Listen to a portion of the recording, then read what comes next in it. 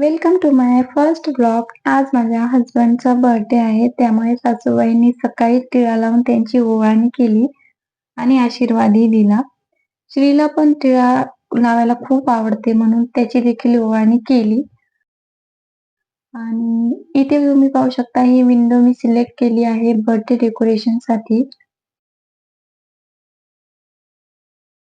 मी एक पिंक कलरची ओढणी घेतली आहे आणि ती ट्रायंगल शेप मध्ये लावलेली आहे. आणि ओढणीच्या बॅक साइडला स्टार शेपच्या लाईट्स लावलेल्या आहेत. मी तुम्हाला लावून दाखवते. अशा प्रकारे दिसतात.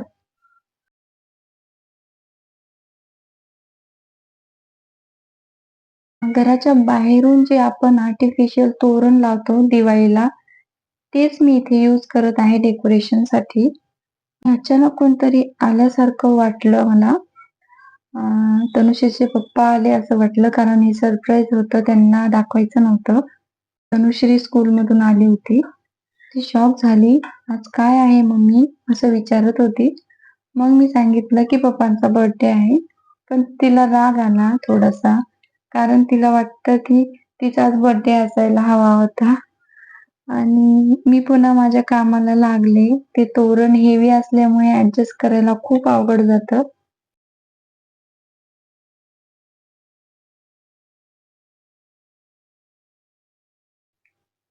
मी तोच विचार करत होते, हे छान दिसेल की नाही, आणि अचानक जर पडलं तर डेकोरेशन खराब होऊन जाईल सगळं.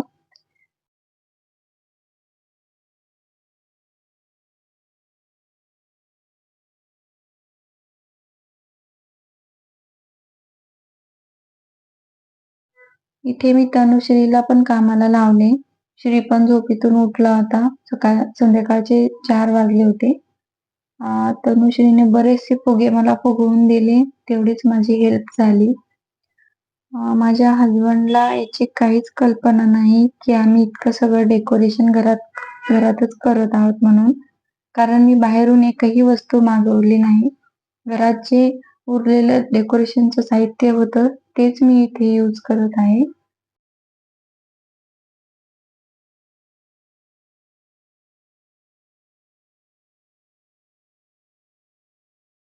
जसा अंधार पडत होता, तसं तसं डेकोरेशन छान दिसत होतं.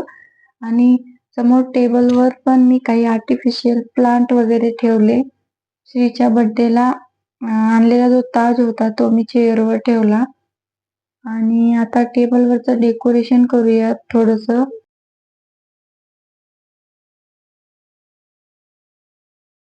त्यासाठी मी घेतलेले आहेत आर्टिफिशियल दिवे. त्यामध्ये पाणी टाकले की लाईट्स लागतात. हे दिवे मी दिवाळीला ऑर्डर केलेले होते. दिसायला पण अगदी रिअल वाटतात ही. थोडंसं पाणी टाकून बघूया त्यामध्ये. पाणी टाकलं की हे लगेच लागतात. काही दिवे लागत नव्हते, बट इट्स ओके. अशा प्रकारे मी हे टेबलवर ठेवणार आहे.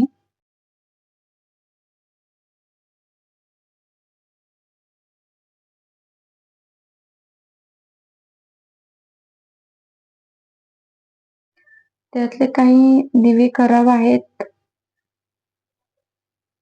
पण टेबलला खूप छान लुक आलाय.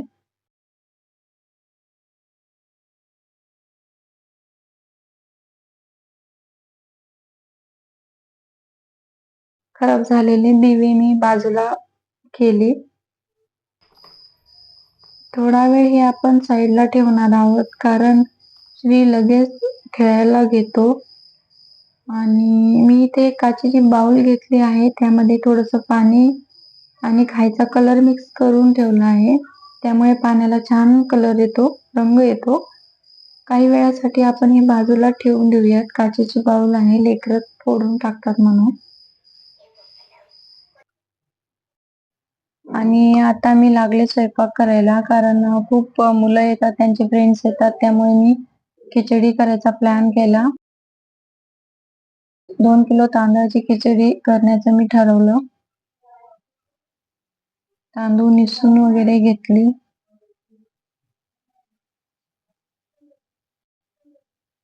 छान धुवून घेतली. आणि आता खिचडीची तयारी चालू झाली.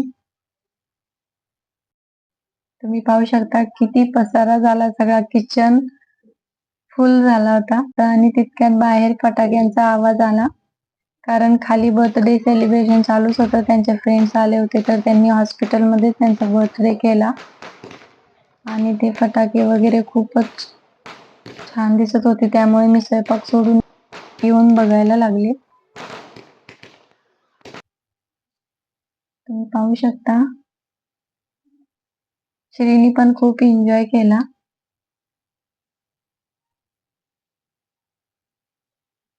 खूप मोठे होते ते. माझ्याकडे एवढा वेळ नव्हता की मी इतका वेळ बघू, त्यामुळे मी थोडंसं बघितलं आणि घरात गेली. श्रीला भूक लागली, त्याला मी जेवायला दिलं. त्याला खूप भूक लागली होती, कारण संध्याकाळचे 7:30 पावणे 8 झाले होते. आणि इथे मी खिचडीची पूर्ण तयारी केली आहे. आता फक्त खिचडीला फोडणी द्यायची आहे. आणि फोडणीची तयारी पण सुरू झाली आहे. खूप गडबड होती, कारण मला मेकअप पण करायचं होतं आणि काही डेकोरेशन पण राहिलेलं होतं टेबलवरचं. त्यामुळे मी गडबड केली. आणि श्रीचं पण आवरायचं होतं. मला पण साडी वगैरे चेंज करायची होती, त्यामुळे मी खूप फास्ट आवरलं. श्रीच्या गप्पा चालूच होत्या, मम्मी अजून दे, मम्मी अजून दे. त्याची वेगळीच गडबड असते. आणि मी आता खिचडीला फोडणी देऊन माझ्या रूममध्ये आले आणि मेकअप करायला सुरुवात केली. म्हटलं खूप उशीर झाला आता, त्यामुळे मी फास्ट आवरलं. ब्लेंडर वगैरे यूज करायला मला वेळ नव्हता, त्यामुळे मी हातानेच क्रीम वगैरे लावली. आणि तनुश्रीचा पण मेकअप राहिला होता.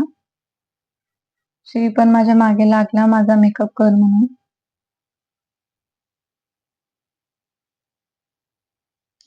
अशा प्रकारे मी फास्ट मेकअप केला, फाउंडेशन वगैरे लावलं.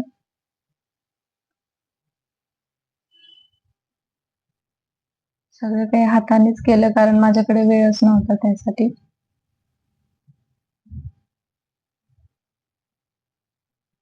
तनुश्रीचं पण राहिलं होतं चेंज करायचं. तनुश्री आली, त्यामुळे मी माझा मेकअप सोडून तिचे कपडे वगैरे चेंज केले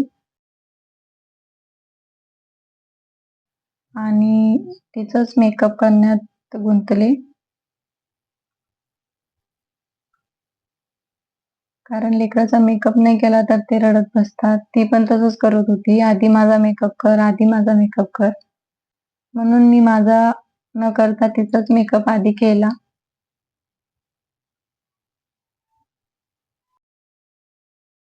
तिचा व्यवस्थित मेकअप केला. छान गंध लावून तिला रेडी केलं.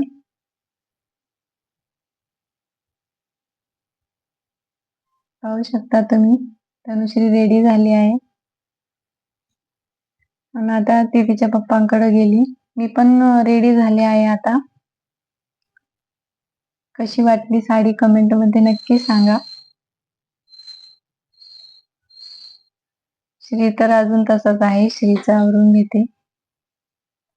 आणि इथे मी टेबलवर डेकोरेशन केलं आहे. त्या बाउलमध्ये मी काही गुलाबाच्या पाकळ्या टाकल्या आणि दिवे ठेवले. हे रिअल दिवे आहेत, आर्टिफिशियल नाहीत. आणि इथे तुम्ही पाहू शकता की हे नाईटचं लुक असं आहे डेकोरेशनचं. इथे मी हार्ट केलं आहे थोडस. इथे माझ्या हजबंडची एंट्री झाली आहे आणि आमच्या सेलिब्रेशनला सुरुवात झाली आहे. श्री चेअरवरून उठतच नव्हता. त्याला तिथे बसायचं होतं आणि केक कट करायचा होता. तर आम्ही सगळ्यांनी फोटो वगैरे काढले.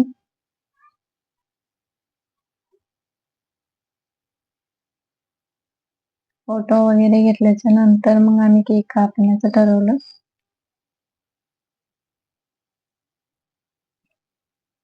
श्री चॉकलेट खात होता, त्यामुळे मी त्याला घेतलं नाही कड्यावर. मी त्याला खालीच उभं केलं आणि फोटो वगैरे काढले. त्याचं खाणं चालूच होतं.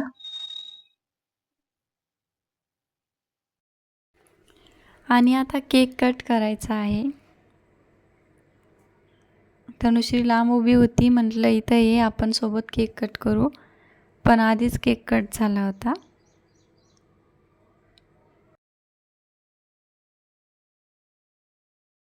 आणि तनुश्री आल्याच्या नंतर आम्ही पुन्हा एकदा केक कट केला. श्री पण आला तेवढ्यात. त्यांचा हार राहूनच गेला होता. पुन्हा हार आणि शॉल घातली आणि फोटो वगैरे काढले. त्यांचं मजाक करणं चालूच होतं. सारखं आम्हाला हसवत होते. फोटो काढणं एकीकडे चालू आणि त्यांच्या गप्पा एकीकडे चालूच होत्या. खूप एन्जॉय केला आम्ही सगळ्यांनी.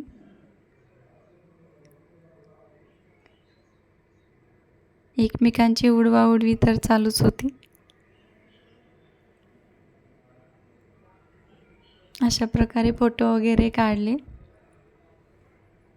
माझी जाऊ पण आली होती, तर तिनं पण फोटो वगैरे काढले